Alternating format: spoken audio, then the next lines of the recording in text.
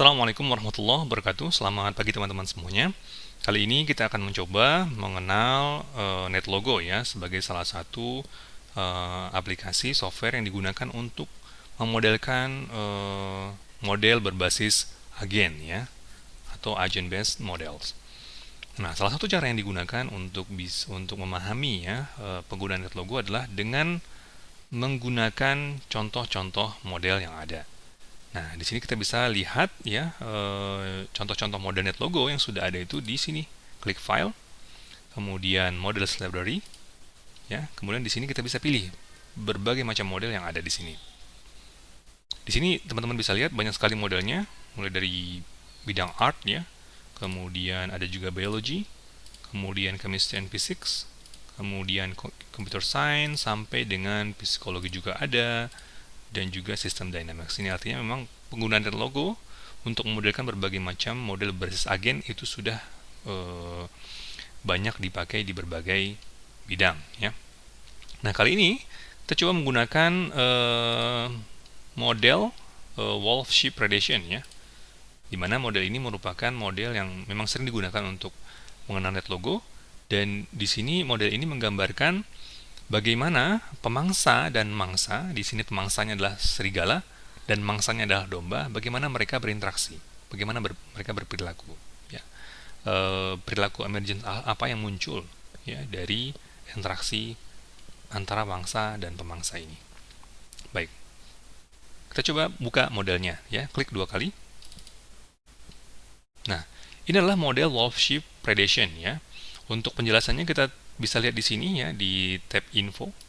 Nah, ini menjelaskan ini model apa, kemudian bagaimana dia bekerja, kemudian bagaimana menggunakannya, kemudian hal-hal yang perlu kita perhatikan, dan juga saran-saran ya bagaimana kita bisa mengembangkan model ini ya. Ini merupakan kodenya ya, ini merupakan kode program ya yang dibalik model wolf-sheep predation ini ya. Kita akan belajar nanti. Untuk saat ini kita coba beralih ke tab interface saja untuk mengenal elemen-elemen daripada interface NetLogo. Oke, yang pertama kita ke sini dulu ya, yang namanya tombol ini, button ya. Ada button setup namanya. Jadi button setup ini digunakan untuk men-setting ya, mengatur kondisi awal sebuah model ya, initial condition. Ya, initial condition ini merupakan kondisi awal sebelum model berjalan. Ya, nah setup ini digunakan untuk itu. Kalau kita klik, maka dia akan mengatur kondisi model ke kondisi awal. Ya, nah kemudian bagaimana kita menjalankan model ini? Bagaimana kita menjalankan simulasinya? Kita jalankan dengan tombol ini, tombol Go. Coba klik. Nah, tombol Go. Maka modelnya berjalan. Kalau terlalu cepat, kita bisa kurangi kecepatannya di sini ya, slider ini. Kalau ingin mengurangi kecepatannya ke kiri, kalau ingin menambah kecepatannya ke kanan. Kalau ingin menghentikan simulasinya, klik lagi tombol Go-nya. Seperti ini. Maka dia berhenti. Ya, kalau ingin menjalankan lagi, klik lagi. Stop, klik lagi. Nah, kalau ingin merubahnya ke kondisi awal, kita ingin mengembalikan kondisi awal karena ini sudah terlalu penuh misalnya ya, atau kita lanjutkan misalnya sampai selesai di sini, cepatkan saja. Oke, nah ini memang sudah terlalu penuh ya, kita berhentikan saja. Kita ulangi ke kondisi awal ya, setup lagi. Maka sekarang model sudah beralih ke kondisi awal, initial condition ya, setting ulang. Jadi itu fungsi dari dua tombol ini. Memang tombol yang digunakan untuk mengontrol simulasi, mengontrol modelnya, yaitu tombol setup dan tombol tombol Go ya. Oke, itu tombol-tombol untuk mengendalikan simulasi. Sekarang kita beralih ke interface elemen yang lain. Misalnya yang ini ya. Ini namanya chooser ya, pemilih. Memilih apa? Dia memilih skenario yang kita gunakan. Misalnya di sini ada 2 skenario. Pertama adalah skenario yang melibatkan serigala dan domba dan serigala. Skenario yang kedua adalah domba, serigala, dan rumput. Nah, jadi di sini dia melibatkan menggunakan dua skenario. Apakah skenario yang hanya ingin melihat interaksi antara domba dan serigala saja, atau juga ingin melihat interaksi antara domba, serigala, dan rumput. Nah, itu kita bisa pilih di sini. Ya. Kalau misalnya kita pilih yang skenario yang kedua, tinggal setup lagi, kemudian go lagi. Ya, kita kurangi kecepatannya.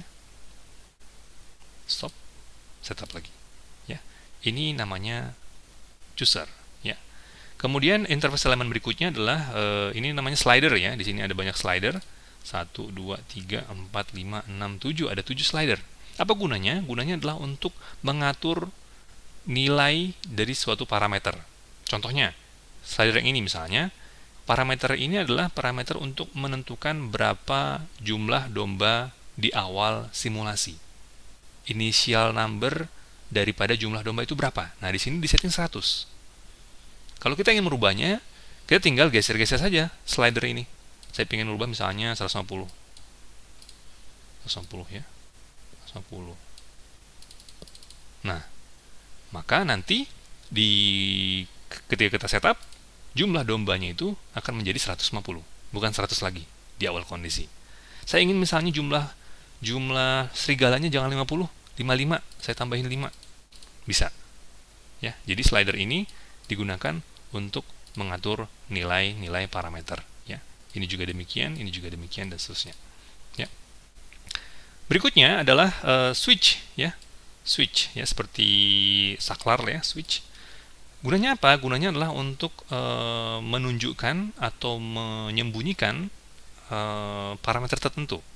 Contohnya di sini parameter yang ingin digunakan adalah energi. Apakah kita akan menunjukkan energi atau tidak? Apakah kita ingin menunjukkan jumlah energi yang dimiliki suatu agen atau tidak? Ya. Nah, di sini defaultnya adalah, atau di sini di settingnya adalah off. Berarti nggak ditunjukkan energinya ya. Kita coba jalankan, setup, go. Seperti ini ya. Tapi kalau kita munculkan energinya, kita klik on, apa yang terjadi? Go lagi. Nah, di sini terlihat bahwa masing-masing agen ya, domba dan juga serigala itu ditunjukkan berapa jumlah energi yang mereka miliki. Ya. Kita stop lagi. Nah, itu guna dari fungsi elemen interface yang namanya switch. Berikutnya adalah monitor ya. Monitor ini digunakan untuk memonitor jumlah agen yang ingin kita lihat. Di sini yang ditentukan adalah, yang ingin dilihat di sini adalah, yang mereka masukkan adalah ada domba, serigala, dan juga rumput. Jadi kalau kita setup, ini kondisi awalnya. Awalnya itu dombanya 150, kemudian serigalanya 55, dan rumputnya ada 321. Nah, kalau kita go, maka dia akan berubah seiring dengan pertambahan atau pengurangan daripada agen. Jadi dia memonitor. Ya, ini fungsi daripada monitor. Stop, setup lagi. Berikutnya adalah plot ya. Plot ini untuk melihat grafik ya, perkembangan data. Misalnya kita coba setup ya. Di sini yang dilihat adalah sheep, wolves, dan grass. Jadi kalau kita go di sini, maka kita akan bisa lihat grafik perkembangan dari setiap agen. Ada yang naik, ada yang turun ya. Jadi ini lebih ke grafiknya yang sejalan dengan monitor juga. Cuma monitor dia per angka saja ya, per kondisi saja, tapi di sini dia keseluruhan kondisi dari awal sampai akhir ya. Nah, itu beberapa penjelasan ya terkait dengan pengenalan NetLogo, dan ini adalah interface elemen dari NetLogo yang perlu teman-teman pahami di awal ini.